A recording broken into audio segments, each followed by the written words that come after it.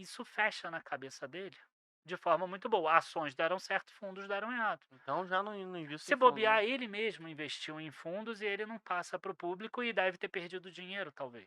Ô, Daniel, Fala, e tem uma polêmica aqui, hein, né? vai lá. Polêmica, que eu sei que você gosta também bastante de ações, gosta de fundos imobiliários. E fundos imobiliários são o conto do vigário mesmo? Não, claro Não, que não. isso daí foi a fala do Barsi, né? A gente sempre gosta de Claro que não. perguntar por várias pessoas. E por que você acha que ele chegou a essa conclusão, meu?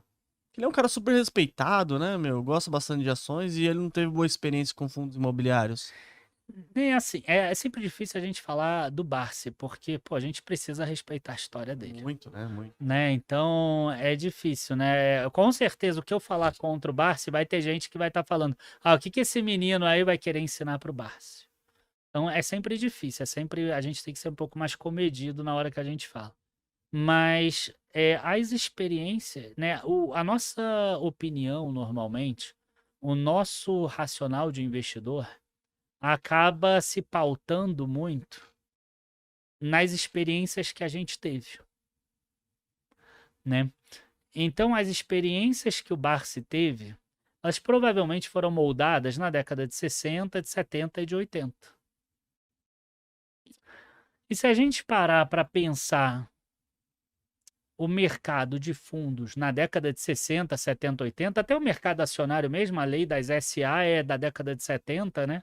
Então, em 1968, você tem o início de um Ibovespa sem nem ter lei das SA, quer dizer, as empresas botavam lá partes beneficiárias,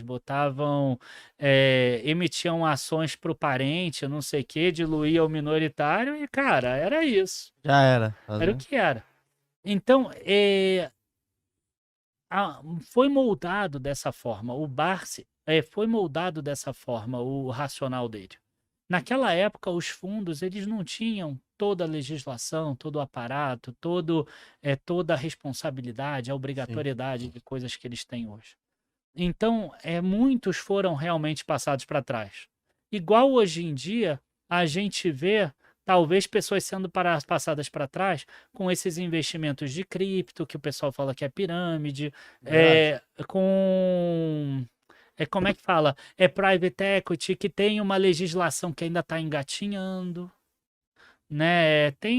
Provavelmente a gente vai ter muitas empresas de private equity que vão passar para trás os investidores, porque a legislação ainda está engatinhando.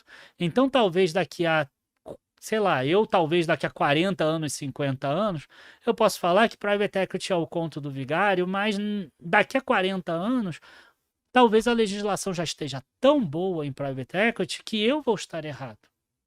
Por quê? Porque a minha consciência foi montada em 2000, 2010, 2020, que ainda era uma bagunça, que ainda estava engateando, que o mercado ainda estava se moldando nisso. Então, eu acho que está muito baseado nisso. Ele pega, coloca fundos todos numa mesma caixa. Mesma Quem cesta. investe em fundos se deu mal lá atrás, quando ele moldou esse conhecimento dele. E aí ele transfere isso. Junto a isso, ele é uma pessoa que teve muito sucesso nas ações. Então, isso fecha na cabeça dele de forma muito boa. Ações deram certo, fundos deram errado. Então já não invista Se em fundo, né? bobear, ele mesmo investiu em fundos e ele não passa para o público e deve ter perdido dinheiro, talvez. Pode ter acontecido isso também. Pode Verdade. ser. Seria até legal alguém perguntar para ele se ele já fez investimentos em fundos que deram errado e etc. E que ele perdeu tudo e que ele foi passado para trás, porque isso talvez tenha moldado a cabeça dele. Verdade, faz total sentido. E aí, você vê que outras coisas também, você vê que muitas das empresas que ele investe são empresas estatais, são empresas que têm uma fundação por trás, que precisa receber um dividendo e etc. Verdade. Porque na época eram empresas que dificilmente iria botar uma parte beneficiária que ia colocar o sócio, que ia beneficiar o sócio majoritário, alguém da família. Para quem não sabe, o que que era parte beneficiária? Hoje em dia não tem mais empresa com parte beneficiária, pelo menos eu desconheço. Era o seguinte, o conselho de administração, na verdade nem o conselho de administração, o próprio sócio da empresa, ele podia emitir ações para distribuir como ele quisesse, Nossa, que doido. para quem ele quisesse. Era mais ou menos loucura, isso. né? Eu quero emitir ação agora pro meu filho porque ele fez 18 anos, eu quero que ele tenha uma aposentadoria. Ele vai lá, assina um papel lá, pronto, tá emitido 100 mil ações. É claro que você perdia a governança com isso, mas o cara não estava nem aí para o minoritário. E essas empresas, depois de um tempo, elas não traziam assim, o mercado já não olhava mais. Então ele tinha que tomar cuidado. Ele sabia que fazer isso no longo prazo ia tirar todo o valor da companhia. Ele não queria tirar o valor da companhia dele. E quais empresas que não faziam esse tipo de coisa? As empresas que não faziam esse tipo de coisa eram empresas ou estatais, né, porque aí o governo não ia emitir parte beneficiária para ninguém, ou empresa que tinha uma fundação que precisava receber os dividendos. E você vê que é mais ou menos isso que ele usa até hoje. E dá certo, então não tem como falar errado. Não tem como falar que tá errado e não tal, tem como falar que dá errado. E tenho certeza que a pessoa que seguiu o ensinamento dele hoje vai dar certo também. Exatamente, aí essa polêmica aí que é sempre Mas bom, né, Daniel? não é a conta do vigário. É só você ver a quantidade de investidores Muito grande, meu. de fundos imobiliários Estão felizes, e né? que estão felizes e que estão fazendo uma renda mensal. Verdade. E eu tenho uma forma lá dentro do Dica de hoje, na nossa assinatura de fundos imobiliários, que a gente não divulga a rentabilidade das carteiras de fundos imobiliários.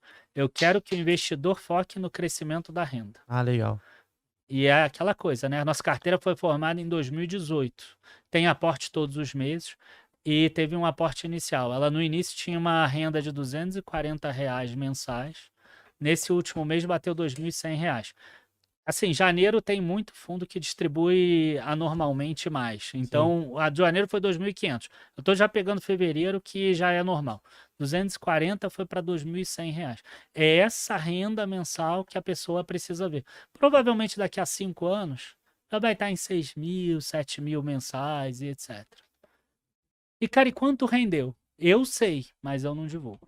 Aí a pessoa vai viver de dividendos. Não importa. É legal que os nossos assinantes, eles falam. Eu tô vivendo de dividendos. Não, eu tô vivendo de dividendo, tô vivendo de renda. E a carteira rendeu bem, ela rendeu tantos por cento. Outro dia eu coloquei. Não, aí eu até assim, eu reposto quando é uma coisa legal e etc. Mas eu não divulgo. Porque eu não quero que a pessoa busque o atalho. Querendo pegar aquele negocinho, né? Eu quero que a pessoa foque na construção do patrimônio. Se eu tiver que dar um ensinamento aqui para a pessoa, vai ser foca na construção do teu patrimônio. Imagina que você tem que construir um prédio que é o teu patrimônio futuro, que vai realizar todos os teus sonhos. Você não vai fazer isso construindo a cobertura primeiro ou fazendo o acabamento. Você vai ter que fazer a fundação, você vai ter que botar o primeiro tijolo, o segundo, você vai ter que fazer o primeiro andar, o segundo andar, o terceiro andar. Se você for fazer uma maratona, você não vai chegar no quilômetro 42, você não passar pelo quilômetro 1, pelo 2, pelo 3, pelo 4. Isso é construção de patrimônio. Quando a tua cabeça entender isso, você vai trabalhar muito melhor. E hoje a gente falou muita ação boa para construção de patrimônio. Bastante ação boa. É que eu tento falar uma ou outra pimentinha pra pessoa não querer ir com sede ao pote, né? Eu acho melhor a pessoa começar com os maiores. A PadTech, por exemplo, é a ação que provavelmente não é boa para construir patrimônio.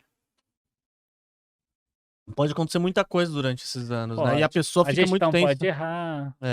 Pode mudar todo mundo, pode mudar o mercado. É uma empresa muito pequena, pode uma outra comprar ela. Enfim, pode acontecer um monte de coisa. Bastante coisa pode acontecer, né, Daniel? Tubarões, se vocês quiserem ver cotação de ações, de fundos imobiliários, de BDRs, ETFs, criptomoedas, você consegue ver através do site do Investidor 10, a plataforma completa. Tem diversos rankings também, maiores lucros, maiores ROIs, empresas que pagaram mais dividendos nos últimos 12 meses. É uma plataforma completa e você consegue gerenciar sua carteira. O QR Code tá aqui na tela, aqui, só você acessar ou no link da descrição aqui do vídeo também.